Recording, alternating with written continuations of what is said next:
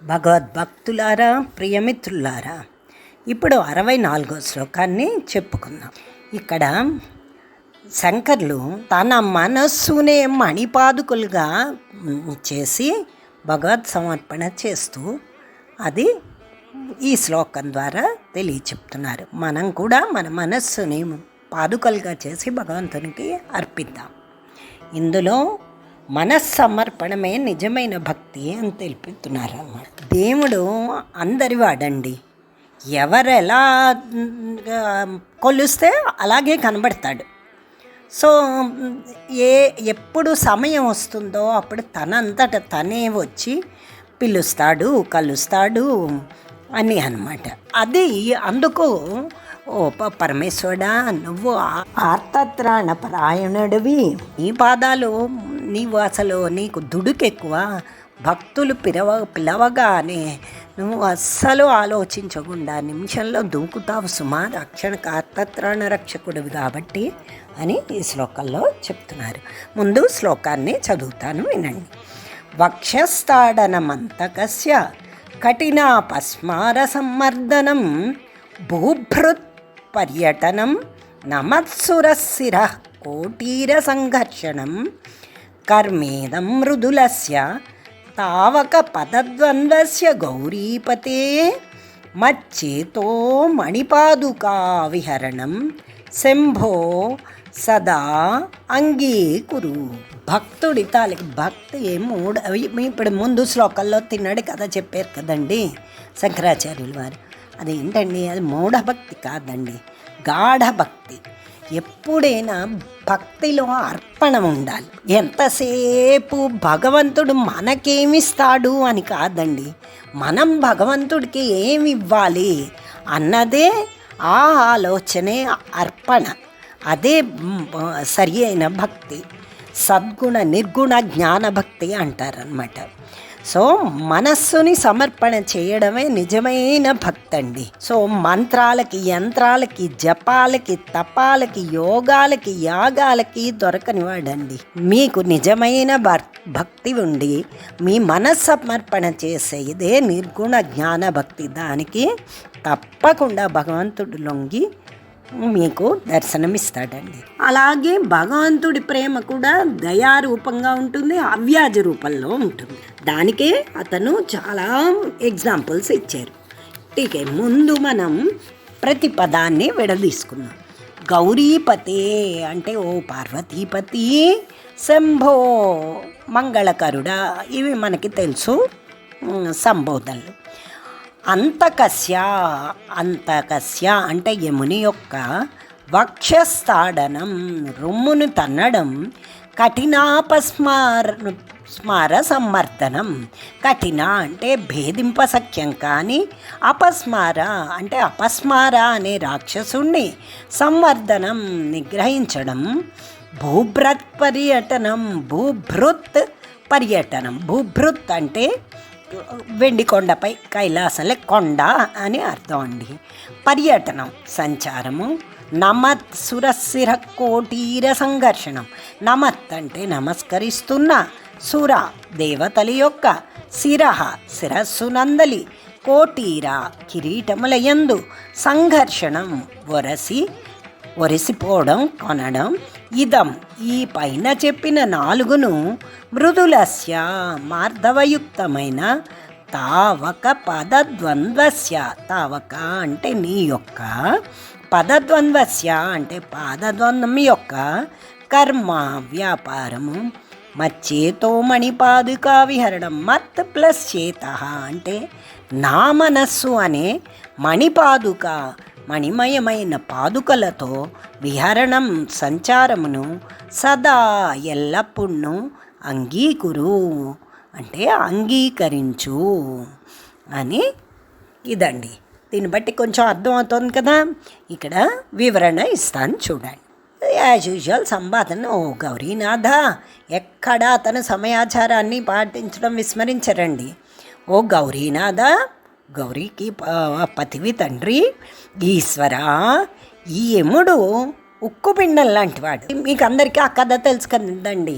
మార్కండేయుడు వచ్చి చంద్రశేఖరమాశ్రయే అని వచ్చి శివలింగాన్ని పట్టుకుంటాడు. మార్కండేయుడు అలా పట్టుకోగానే ఈశ్వరుడికి దుడుకెక్కుతుంది. అసలు భక్తులు ఆర్తత్రాణపరాయణుడు అని చెప్పాను కదా, అస్సలు ఆర్తితో ఎవరైనా పిలుస్తే చాలు వెంటనే అసలు వెనక ముందు ఏమీ ఆలోచించడండి. మీకు గజేంద్ర మోక్షంలో కూడా అదే కదా. ఇంకా గజేంద్రుడు నీవే తప్పై తప్పరం బెరుంగన్ మన్నెం పందగుందీను నేను ఈశ్వరా రావయ్యా ఓ వరదా రావయ్యా అని పిలుస్తాడు అనమాట. నాకు ఇంకా ప్రాణములు టావులు తప్పాను, ఇంకా నాకు శక్తి పోయింది, నువ్వు రాక తప్పదంటే లక్ష్మీదేవితో పాచికలాడుతూ ఉంటాడండి. అది వదిలేసి ఎలా ఉన్నవాడు అలాగే ఠక్కుమని బయలుదేరిస్తాడు. అతని చేతిలో లక్ష్మీదేవి తాలూకు కొంగు ఉంటుందండి. ఆమెకి ఏమిటో అర్థమవుదు. ఆ కొంగులు లాగేస్తే ఆవిడకి పడిపోతుంది కదా, ఆవిడ కూడా అతని వెనకట్ల పరిగెడుతుంది. వాళ్ళిద్దరూ అలా వెళ్ళగానే అక్కడ ఉన్న శేషతల్పం గరుత్మంతుడు మొత్తం వైకుంఠపురం అంతా దిగి వచ్చేస్తుందండి. భక్తులు ఆర్తితో ఓ ఈశ్వర ఓ పరమేశ్వర అని పిలిస్తే అతడు ఎటువంటి స్థితిలో ఉన్నా ఇమీడియట్గా దుడుకుగా ధన్నుమని ఎక్కడున్నవో అక్కడే వదిలేసి వెంటనే ప్రత్యక్షం అవుతాడండి. ఇందులో ఎటువంటి సందేహం లేదు. పోతే ఇంకా నా ప్రాణములు టావులు తప్పాను, నాకు శక్తి పోయింది సుమా, నా ప్రాణాలు ఇంకా పోతున్నాయి సుమా అని ఆర్తితో పిలవగానే ఎలా వచ్చాడో అలాగే మార్కండేయుడు తనని రక్షించమని శివలింగాన్ని 8 ఏళ్ల బాలుడండి వెళ్ళి పట్టుకోగానే టక్కమని ఒక్క దుమికినట్టుగా దుమికి అతని పాదంతో ఒక్క తాపు యముడి వక్షస్థలం పాసం మీద. అతను ఉక్కుపిండం లాంటి వాడండి యముడు. అతనికి ఎటువంటి ఫీలింగ్స్ ఉండవు. మరి మృత్యువు ఇచ్చేది యముడే కదా, అందుకు అతన్ని ఉక్కుపిండం లాంటి వాడని కంపేర్ చేశారు. అతడి రొమ్ముని ఒక్క తాపు తంతాడండి రొమ్ము మీద.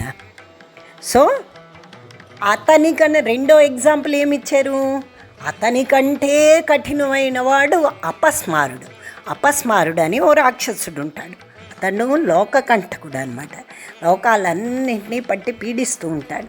అప్పుడు కూడా శివుడు అతని కుడికాలుతో అతన్ని అణగద్రొక్కి అతని మీద కాలేసి తొక్కి ఎడంకాలుతో నాట్యం చేస్తాడండి. అందుకే మీరు దక్షిణామూర్తి, నటరాజస్వామి వీటి విగ్రహాలు చూస్తే కుడికాలు కింద ఒక రాక్షసుడు కనబడతాడు. ఎవరినో కాలు కింద వేసి దాని మీద కాలు అతని పాదం అతని మీద ఉంటుంది. అతను అపస్మారుడు అని రాక్షసుడు, అతను లోకకంటకుడైన రాక్షసుడు. అతన్ని ఆ విధంగానే సంహరిస్తాడు. అంతేకాదు మూడో ఎగ్జాంపుల్ ఏమంటాడు, నువ్వు ఎప్పుడు ఆ కొండల్లో తిరుగుతావు, నీ పుట్టిల్లు అదే, నువ్వేమో మేరు పర్వతాల్లో తిరుగుతావు, కైలాసంలో తిరుగుతూ ఉంటావు, అలా రాళ్ళగుట్టలు అవన్నీ పర్వతాలయ్యా. ఆ పర్వతాల్లో నువ్వు అలా తిరుగుతూ ఉంటావు కదా, పోనీ సేదతీరుదావు, నా అత్తింటికి వెళ్దాం అంటే అది కూడా కొండలే కదయ్యా. ఆ పర్వతాల రాళ్లల్లో తిరిగి నీ మృదువైన పాదాలు ఎంత నొప్పెడుతున్నాయో కదా. నాలుగో ఎగ్జాంపుల్ ఏమిస్తున్నారు, దేవతా నాయకులు వీళ్ళందరూ వచ్చి నీ పాదాల మీద పడిపోతూ ఉంటారయ్యా. పడిపోతున్నారంటే వాళ్ళ కిరీటాల రాపిడికి అవన్నీ వజ్ర కిరీటాలు అవి. వాళ్ళు నీ పాదాల మీద పడి నమస్కరిస్తూ ఉంటారు, బాగానే ఉంటుంది, వాళ్ళకి నమస్కారం ఇస్తున్నామని అనుకోవచ్చు. కానీ వాళ్ళందరివి వజ్ర కిరీటాలు అవి. వాటి తాకిడికి నీ పాదాల మీద ఒరిసిపోతున్నాయేమో, ఎక్కడ కట్ అయిపోతున్నాయో అని. నీ పాదాలేమో చూస్తే పరమ సుకుమారమైనవి. అటువంటి పాదాలతో నువ్వు బండల్లో రాళ్లల్లో నడుస్తూ ఉంటావు. ఈ కర్కశమైన మా గుండెల్లో కూడా కొండల్లో కర్కశమైన అలంకారాలు ఉంటాయి. అందుకు ఓ మాట చెప్తాను విను. ఇటువంటి సమయంలో నీకు స్ట్రాంగ్ అయిన షూస్ కావాలి. మనం వాకింగ్కి వెళ్ళాలి లేకపోతే ట్రెక్కింగ్కి వెళ్ళాలి అంటే మనం మంచి షూస్ వేసుకుంటాం కదండి. కాళ్ళకి రక్షణ కోసం, ఐస్లో నడవాలన్నా కూడా దాని ప్రొటెక్షన్ కోసం ఒక మంచి షూస్ వేసుకుంటాం. అదే శంకరాచార్యులు వారు చెప్తున్నారన్నమాట, స్వామి నీ పాదాలకి ఇన్ని విధాలైన కష్టాలు ఉన్నాయి కాబట్టి నీ పాదాలు అతి మృదువైనవి కదా, సో నీకు మంచి పాదరక్షలు కావాలి, షూస్ కావాలి. సో ఒక పని చెయ్యి, నా హృదయం ఉందే అది చాలా గట్టిది, వెరీ స్ట్రాంగ్. సో దాన్ని నేను మణిపాదుకులుగా చేసి నీకు సమర్పిస్తాను.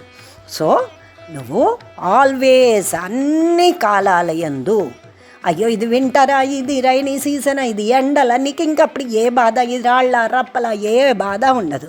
హాయిగా నా చిత్తము అనే మణిపాదుకల్ని, అంటే నా చిత్తం అంటే నా మనస్సు అనే మణిపాదుకులు ధరించి నువ్వు నడుస్తూ ఉండు, అప్పుడు నీ పాదాలకు ఎటువంటి నొప్పి ఉండదు ప్రభు అంటున్నాయి. శివపాద పద్మాలు మృత్యుభీతి, అపస్మార స్థితి అంటే మతస్థిమితం లేకుండా ఉండడం, రాజాశ్రయము, మణుల వాటి అందు నిస్పృహత్వాన్ని కలిగిస్తాయి. అటువంటి పాదాలే ఇవన్నీ కలిగిస్తాయి కదండి. శివుడి పాదాలకున్నంత మహత్తు ఇంకేం లేదు. ఇంకా మృత్యుభీతి పోతుంది, మతి స్థిమితం లేని స్థితి పోతుంది. ఈ రాజుల వెనక అట్లా ఎవరు వేరే వాళ్ళ కాళ్ళకు మొక్కడం పోతుంది. శివు పాదాలే మన దగ్గర ఉంటే ఇంకా అవన్నీ పోతాయి కదండి. సో అలా అటువంటి పాదాలు తన హృదయంలో ఉంటే చాలా బాగుంటుంది అన్న ఉద్దేశంతో పరమశివుడికి తన పాదాలని మణిపాదుకలుగా చేసి అర్పిస్తున్నారండి శంకర్లు ఈ శ్లోకంలో. ఇదే కదండి మనం శ్రీ సూక్తం చదువుతాం కదా, అందులో ఉంటుంది కదండి, విశ్వప్రియే విష్ణు మనోనుకూలే త్వత్పాద పద్మం మహి సన్నిధత్స్వాం. అంటే లోకానికి ప్రియమైన దానా, విష్ణు మనస్సుకు అనుకూలమైన దానా, ఓ లక్ష్మీమాత నీ పాద పద్మాలను నాపై మోపి నన్ను అనుగ్రహించు అని దాని అర్థం అండి. అలాగే భగవంతుని పాదస్పర్శ కానీ మనకు ఉంటే మాత్రం సకల శుభాలు ప్రసాదిస్తుందండి. అందుకే శంకర్లు చాలా అందంగా తన మనస్సునే పాదుకలుగా చేసి షూస్లా చేసి భగవంతుడికి అర్పిస్తున్నారు. సో మనము అర్పిద్దామా? ఈ రోజు నుంచి మనము భగవదర్పణ, ఏవో కానుకలు ఇచ్చేమా, దేవుడికి వస్త్రాలు ఇచ్చేమా, నైవేద్యాలు ఇచ్చేమా, 1,00,000 బిల్వాలతో అర్చన చేసామా మానేసి మన మనస్సుని పరిశుద్ధం చేసుకుని ఈ మద మాత్సర్యాలు కోపతాపాలు అన్నిటినీ విడిచిపెట్టి క్లీన్ మనస్సుని తీసుకెళ్ళి పాదుకలుగా చేసి శివుడికి పరమశివునికి అర్పిద్దాం. ఓకే, శంకరాచార్యులు వారు చెప్పిన ఈ శ్లోకాన్ని బట్టి.